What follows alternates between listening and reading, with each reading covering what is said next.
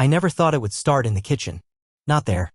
Not on a regular morning with sunlight pouring through the blinds and the air smelling faintly of caramel and espresso. But looking back, that's where it all started to come apart, where the first fracture formed. And the thing is, it wasn't even what she said. It was what he said, and how she responded. Laura was standing at the stove, wearing that oversized oatmeal-colored sweater she always wore when she wanted to feel cozy. Her hair was tied up, a few loose strands falling around her cheek as she slowly whisked something on the burner. Steam curled from the saucepan, and the coffee machine behind her gurgled softly, almost like it was humming along with her. It was the kind of domestic scene people post on social media with some caption about Sunday comfort. Except it was Wednesday, and something felt wrong. I walked in without a word, barefoot, rubbing my eyes. I hadn't even made it all the way to the coffee yet when I heard her voice, soft, warm, lighter than usual, and then the man's voice from her phone on the counter. It was on speaker, like she hadn't expected anyone to be listening. At first, it sounded like a normal conversation. He was talking about an upcoming client meeting, something about projections and logistics. I wasn't paying attention. I was halfway through deciding between the dark roast and the cinnamon blend when he said it. Last night was, wow. You wore that red dress just for me, didn't you? That's when everything inside me stopped. The kitchen faded. The smell of caramelized sugar turned bitter. The warmth of the morning evaporated. I stood frozen near the coffee maker, and I don't think she realized I was there at first. Her hand paused just slightly on the whisk. Barely perceptible, but I saw it. Her breath caught. Then she laughed, too quick, too polished, and replied, "You're crazy, John. Anyway, about those quarterly numbers." The shift in her voice was instant, like a magician snapping their fingers to distract the audience from what just happened. She turned then and saw me. She didn't flinch. No guilty jump. No startled look. Just a soft, practiced smile. Like I was exactly where she expected me to be. "Oh, hey," she said, as if nothing at all had happened. "That was John from the office. He's a little much sometimes. You know how he is." I nodded slowly, like I was sleepwalking. I didn't even respond. Just pressed the button on the coffee machine and listened to it hiss and sputter like a warning signal. Every sound in that kitchen suddenly felt louder. Sharper. Like the whole world was trying to make sure I noticed. Laura went on, adding, "We were talking about yesterday's pitch. He's still in party mode, I guess. He gets kind of weird after big meetings. Anyway, do you want oatmeal or toast?" Oatmeal or toast. Like that phrase from another man hadn't just sliced through the morning like a razor. Like nothing had shifted. Like I was supposed to just take the toast and move on. I sat down at the kitchen table without answering. My coffee was in front of me, but I couldn't touch it. My hands were wrapped around the mug for warmth, but I didn't feel anything. Laura moved around the kitchen easily, like nothing had changed, and maybe for her, nothing had. But for me, something had cracked. And it didn't explode. It didn't shatter all at once. It split in silence, quiet and complete. A pressure I hadn't realized I'd been carrying let go, and suddenly I saw everything with a kind of clarity I didn't ask for. I noticed how her phone, once left on the kitchen counter, unlocked, unguarded, was now almost always with her. Face down. Always face down. I noticed how she didn't smell like home anymore. Not always. Sometimes there was a new perfume. A sharper, spicier one. Not the soft vanilla scent she used to wear. This one felt borrowed. Chosen for someone else. I noticed how she'd started going to the gym later and coming back more energized, flushed, radiant. Like she was chasing something. I hadn't let myself think about those things before. I chalked it up to stress, to changes, to her just wanting to feel better about herself. I encouraged it. I even bought her those wireless earbuds she said would help her workouts. But now? Now I couldn't unhear what that man, John, had said. I couldn't unsee the way she danced around it. I couldn't ignore the sudden tightness in my chest that told me something wasn't just off, it was wrong.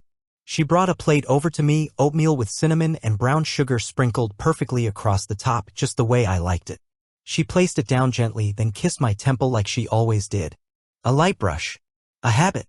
But this time I felt it like static. "How did you sleep?" she asked, smiling as she sat down across from me. "I slept," I said. Nothing more. I didn't look at her. Couldn't. My eyes were fixed on the steam rising from the oatmeal. She stirred her own bowl and started talking about her schedule.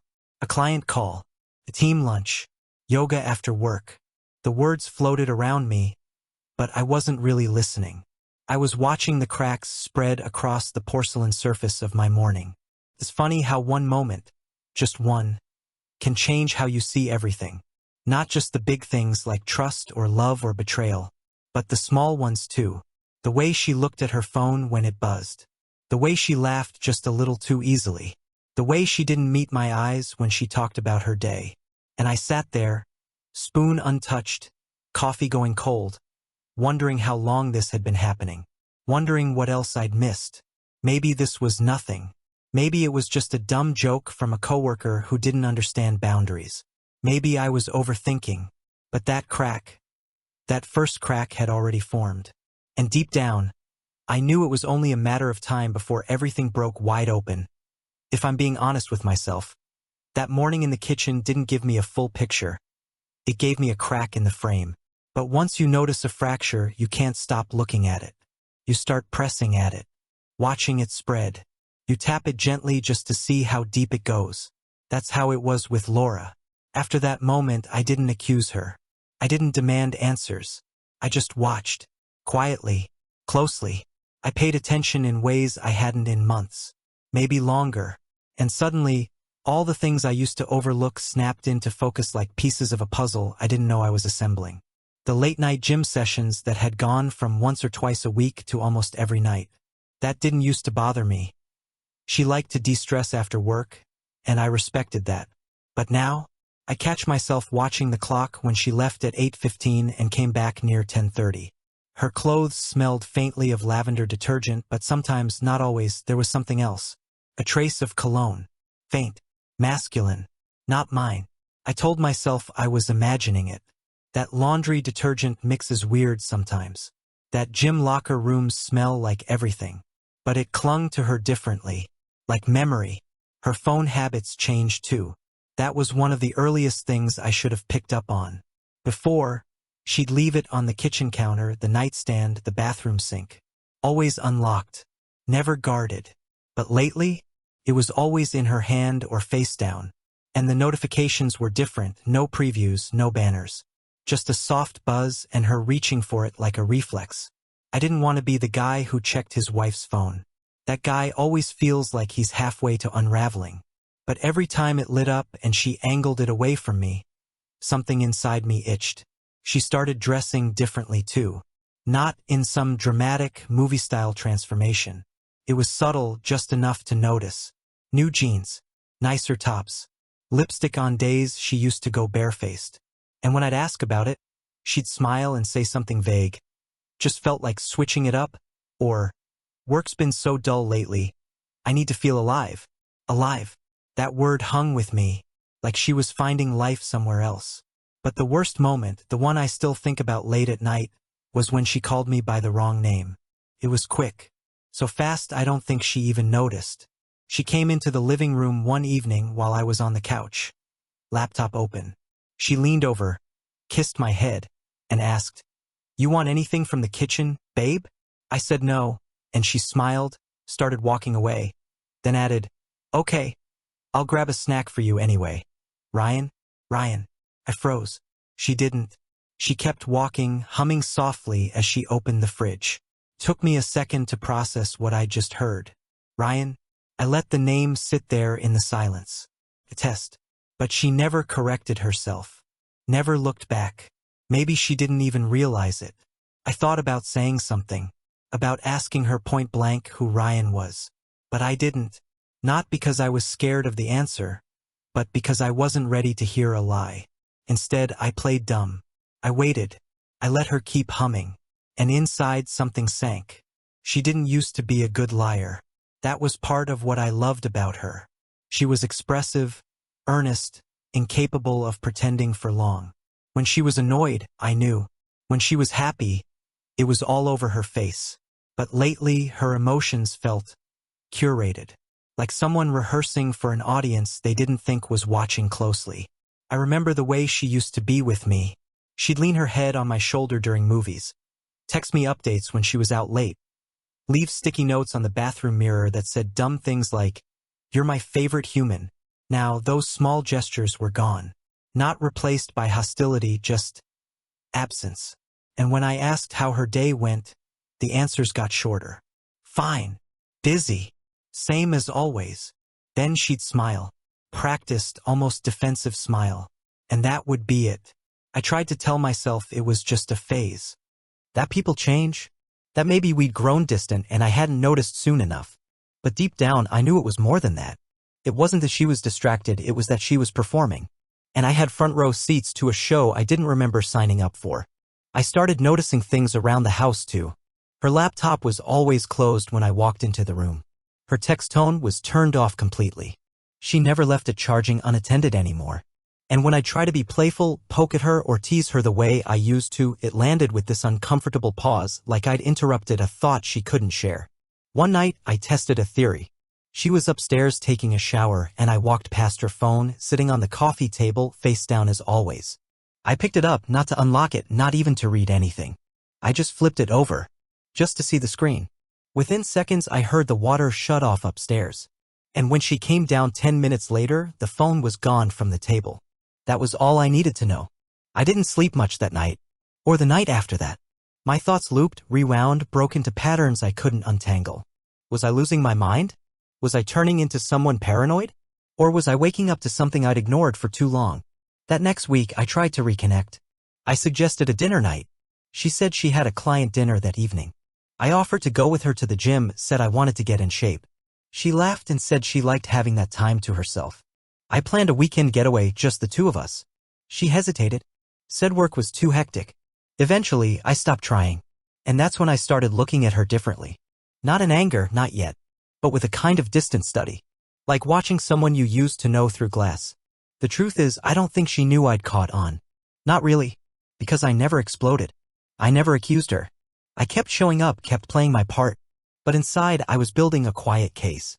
Storing every detail. Every hesitation. Every slip. I'd never felt so alone in the same room as someone. That was the worst part. Not the lying. Not even the betrayal. It was the ghosting while still being in the same house. The emotional vanishing. The erasure of who we used to be day by day, replaced by silence and curated smiles and vague explanations. And every night I'd lay in bed with her sleeping beside me, wondering if she was dreaming of someone else. If she missed me at all. If I'd already been erased and just hadn't realized it yet. There's a strange kind of grief in not being surprised anymore. That morning, I didn't feel shock. I didn't feel rage. I just felt confirmation. Cold, quiet confirmation. It was a Saturday. She left the house in a rush around 8:45 a.m., still zipping up her gym bag as she walked out the door. Hair in a ponytail, leggings, white sneakers, that same practice kiss on my cheek before she grabbed her keys. "I've got a class and then coffee with some of the girls," she said casually, her voice bright but hollow. I nodded, sipping my coffee. I didn't ask questions. I didn't need to anymore. The moment the door clicked shut behind her, I set my mug down and stood. I wasn't looking to find anything. Not really. I told myself I just needed a reason. Something undeniable. Something beyond whispers and instincts and the gut-level dread that had lived in me for weeks. I didn't want to speculate anymore. I wanted facts. I wanted to see the thing that I already knew. I started in the laundry room. Laura always did her own laundry separately from mine. It wasn't unusual, she liked different detergent, she said, and wanted to air-dry her athletic stuff. I never thought twice about it until the week before when she forgot to close the cabinet all the way and I saw a men's deodorant stick tucked in next to her facial cleanser. I hadn't mentioned it. And now, as I opened the small cabinet above the washer, the deodorant was gone. The laundry basket next to the machine was full. Her gym clothes, a towel, a water bottle. I started pulling items out mechanically, shirt, leggings, sports bra. The usual. But then, buried under a white towel, I found something I didn't recognize. A black t-shirt. Men's size large. Soft cotton. Designer brand. I turned it over. It was too nice to be something she'd sleep in and it clearly didn't belong to me. On the inside tag, stitched in small cursive letters, were 3 initials, RK. I just stared at them. I don't know how long I stood there in that quiet room, the washer humming slightly behind me, the morning light too bright for what I was holding in my hands. That was it. That was the moment. No more pretending. No more, maybe it's nothing. No more mental gymnastics. That t-shirt might as well have been a confession note. I sat down on the floor, still holding the shirt, and took a deep breath. Then I saw something else tucked behind the detergent bin. A small white envelope. I pulled it out. It wasn't sealed. My name wasn't on it. Inside was a glossy voucher. Serenity Spa, Couples Retreat Experience. 2 names handwritten on the check-in line. Laura K. And there it was again. Ryan. The same name she'd accidentally called me that night. I didn't even feel anger. Not yet. I just felt the final piece click into place. The name, the t-shirt, the spa reservation. It was a collage of betrayal, constructed so clearly now that I wondered how I'd ever doubted myself. I put everything back, carefully, quietly, like I was preserving evidence at a crime scene. And then I sat at the kitchen table. For hours. I didn't know what I was waiting for. Maybe for her to come home, maybe for time to pass until I could move without shaking. My thoughts weren't racing. They were still, focused, cold. When she finally walked through the door around noon, her voice was chipper. "Hey, babe. Gym was packed today. I'm gonna shower real quick and then maybe we can grab lunch." I looked at her and managed a nod. She didn't notice my stare. Or maybe she did and she was just too far gone to care. As she headed upstairs, I watched her disappear around the corner, her ponytail swinging behind her like a metronome counting down the seconds I had left before everything changed. And that's when I knew I wasn't going to ask for answers. I wasn't going to confront her. I wasn't going to cry or scream or beg. I was done asking. That night, I packed a bag. I didn't overthink it. I took just the essentials. Some clothes, toiletries, laptop, passport, a few important documents I'd been collecting in secret for weeks without knowing exactly why. Now I did. I left my wedding ring on the bathroom counter.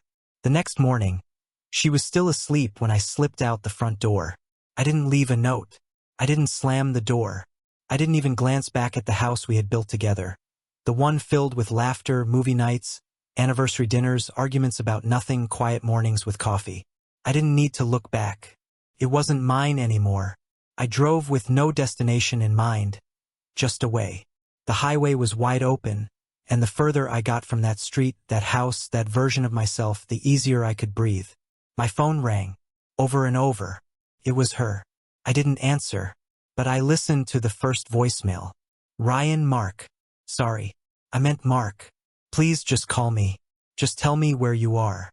This isn't what you think. Please don't do this." I deleted it. Then I turned off the phone and tossed it into the glove compartment. I drove until the sky turned pink. That night, I booked a hotel room under a name that wasn't mine. I paid in cash. I sat on the stiff bed, watching the glow of the city outside the window, and wondered if she was panicking yet. Wondered if she'd found the shirt missing, the spa voucher, the ring. I didn't care. Not really. What I cared about, what burned in me, was that she hadn't just betrayed me. She'd made me question my own sanity. She'd smiled in my face while telling half-truths and reshaping the world we lived in. And I let her. I let it all happen. The next day, I met with a lawyer. I didn't go in angry. I wasn't there to rage or vent. I was there to end something cleanly. The lawyer was sharp, experienced. She listened quietly as I explained, showed her the voucher, a photo I'd taken of the shirt, a few **TS of Laura's texts where she mentioned client dinners that didn't exist. That was all she needed. "You have what you need," she said, tapping her pen thoughtfully. "If you want out, we can make it fast. Discreet. Precise." "Good," I said. "Make it surgical." I moved into a furnished rental under a shell company I'd created 6 months earlier when Laura started working late. Back then, it had felt paranoid. Now it felt prophetic. I froze the joint accounts. I rerouted mail. I changed my direct deposit, removed her from every access point I could think of. The lawyer had warned me not to move too fast. A peer cooperative, she said.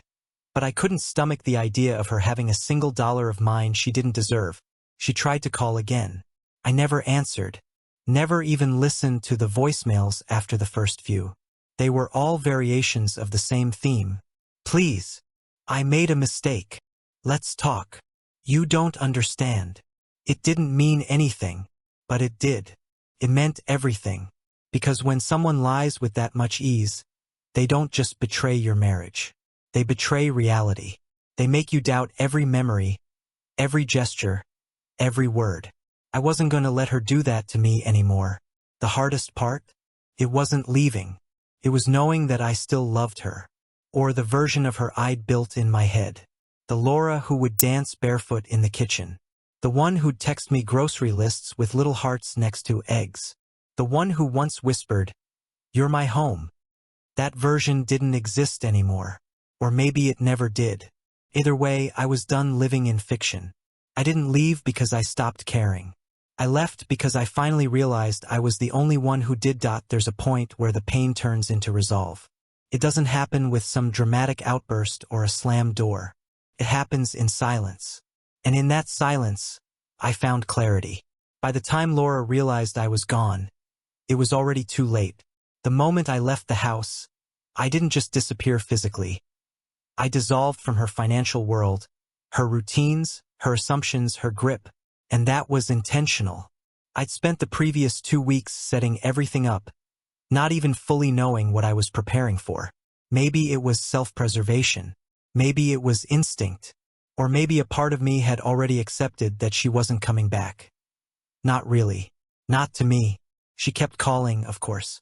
Her voice on the early voicemails was frantic. Begging. Then indignant. Then desperate again. She went through the cycle so fast, it was hard to keep up. I didn't respond. I let her scream into the void. It was the first time I had all the power, and I wasn't going to waste it by arguing. Instead, I activated every contingency plan I'd ever drafted in the back of my mind. Ones I never thought I'd need. First, I froze the joint checking and savings accounts. They were under my name. She'd contributed to maybe 10% over the years, and that was generous. I had full legal control. She didn't know that, never cared to ask. She just swiped and spent, trusting that I'd keep it all running. Well, not anymore.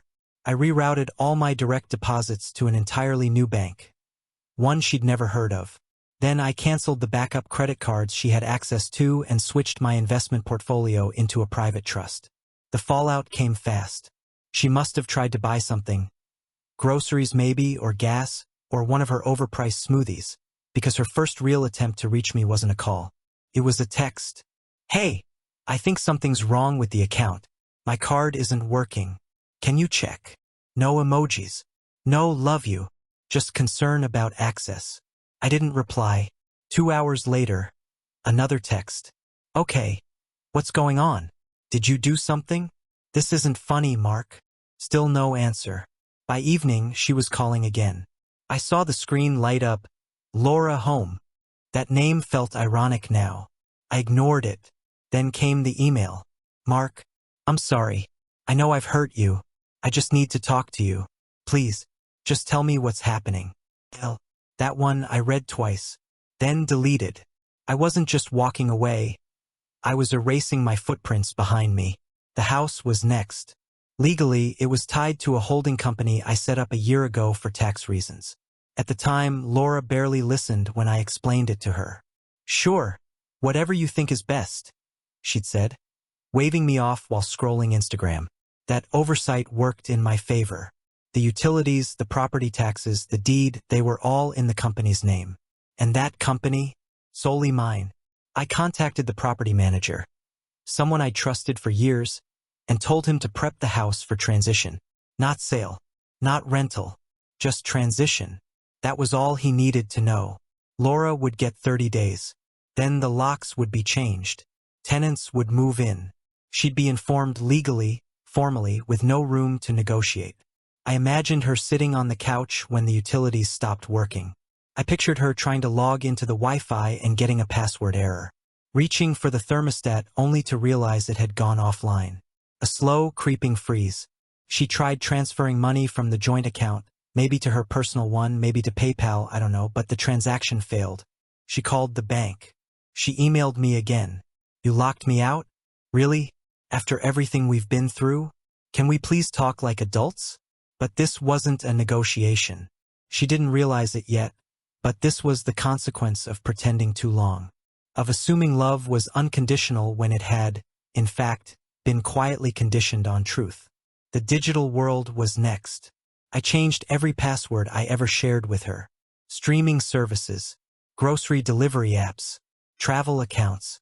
The Netflix account under her name? Gone. My iCloud? Locked down. Family calendar? Archived. Shared Dropbox folders? Emptied. Even our Spotify playlist, the one called Sunday Mornings, that we made the first year of our marriage, was quietly deleted. She didn't get a warning. The part of me that once might have felt guilty was gone. Instead, I remembered every time she lied with a smile, every time she said she was staying late, or out with the girls, or don't wait up. Every moment I doubted myself because she looked me in the eyes and said, "You're just being insecure." Now, I was being precise. She still hadn't figured out where I'd gone. That was the final move, to vanish in a way that made her realize how little control she ever had. No Instagram posts, no location tags, no Venmo activity, no LinkedIn updates. My existence was scrubbed from her world. She didn't even know what state I was in. That's when the panic set in. She started calling my sister, my cousin, my old college roommate, anyone she thought might know something. But I'd warned them ahead of time. If she calls, just say you haven't heard from me. One of them told me she cried on the phone. Another said she got angry, said I was being cruel. Cruel? I thought about the spa voucher, the shirt in our laundry, the name she called me in passing. Cruel would have been letting her stay and pretend. Cruel would have been dragging it out. I was just being efficient. The lawyer filed the divorce petition quietly, citing abandonment of the marital relationship. In my state, with the evidence I collected, it would sail through. I had photos, messages, financial records.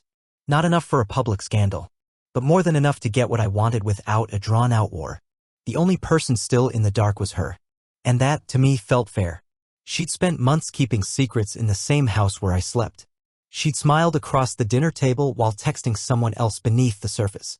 Now she could sit in silence and wonder what happened. I pictured her checking her phone every few minutes, refreshing her email, pacing the kitchen, trying to call again, waiting for a text that wouldn't come. I wasn't there to see it, but I didn't need to, because for the first time in our relationship, Laura wasn't in control. Not of the narrative, not of the finances, not of me. It didn't happen all at once. That would have made it easier for her to explain away. A single fall from grace can be blamed on bad luck. But Laura's unraveling was slower, sharper, more public. It came in waves, subtle at first, then humiliatingly obvious. It started with silence. Her friends stopped replying.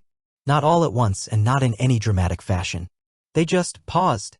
Group texts she used to dominate with emojis and half-baked weekend plans grew colder, shorter. Days between responses. Then the replies stopped altogether. Her Instagram posts still went up.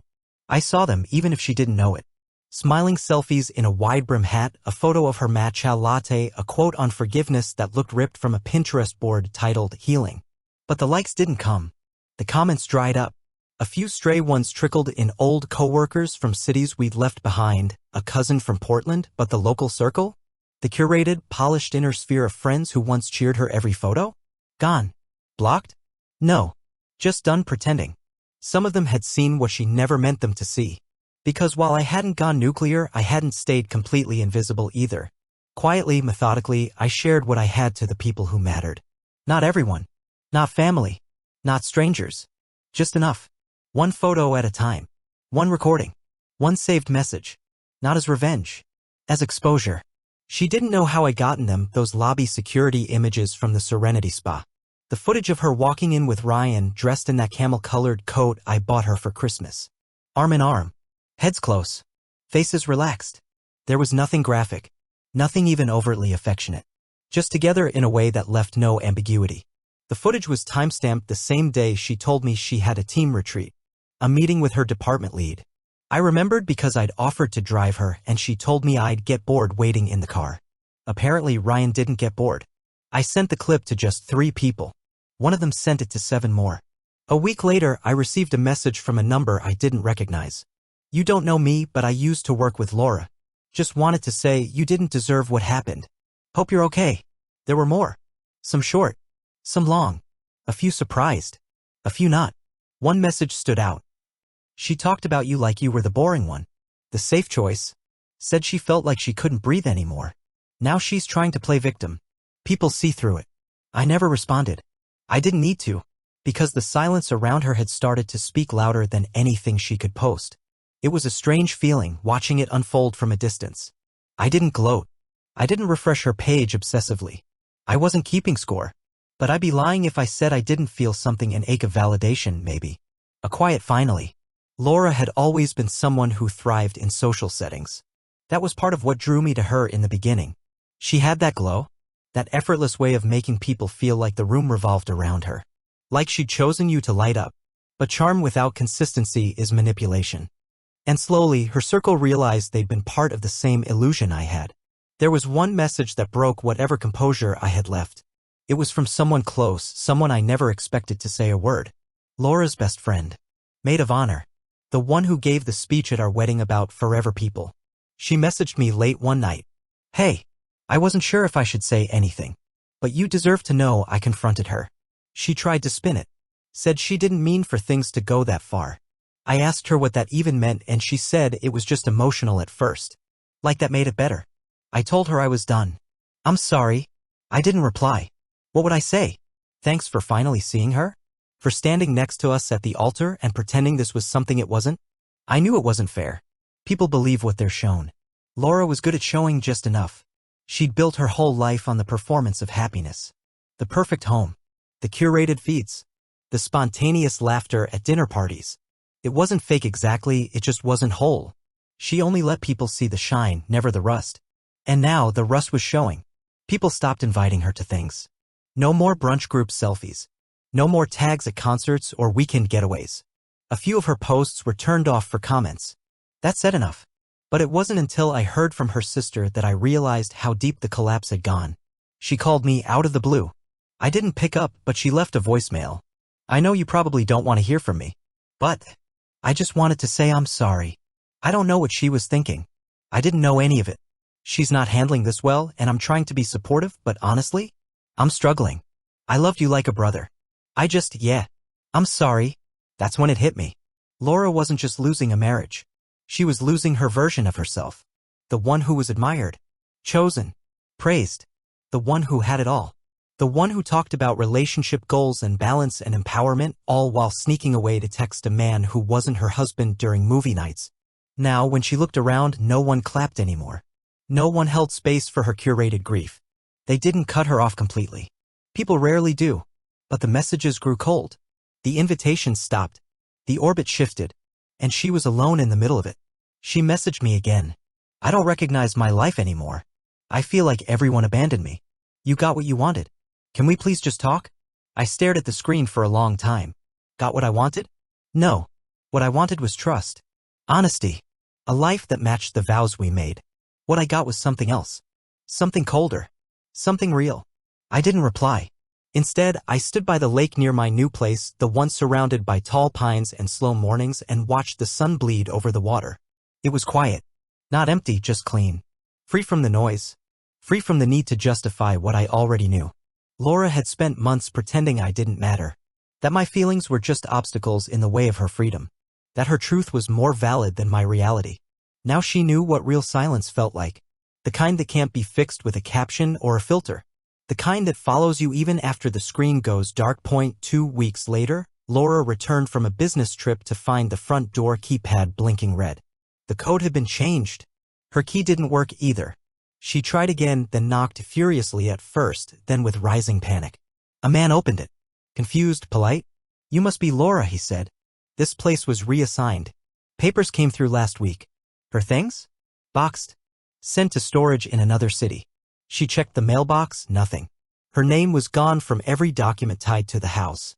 Utilities rerouted. Ownership legally revoked under a clause I had filed months earlier. All that remained was a certified envelope delivered to her new forwarding address, divorce notice. Filed weeks before her last work dinner. She didn't just lose a house. She lost her identity inside it. I woke up in a small house near a quiet lake in North Carolina. The air was still. No noise, no screens. Just the sound of water brushing the shore. My phone was buried in a drawer, buzzing with unread messages, Laura's voice trying to crawl back into my life. I read only one. A long, meandering apology. She wanted to talk. To explain. She said she'd do anything to fix it. I blocked her number. Deleted the contact. I didn't want revenge. I didn't want to ruin her life. I just didn't want her in mine. That's the difference. She chose chaos. I chose peace. And in that silence, I finally heard something I hadn't in months. Freedom.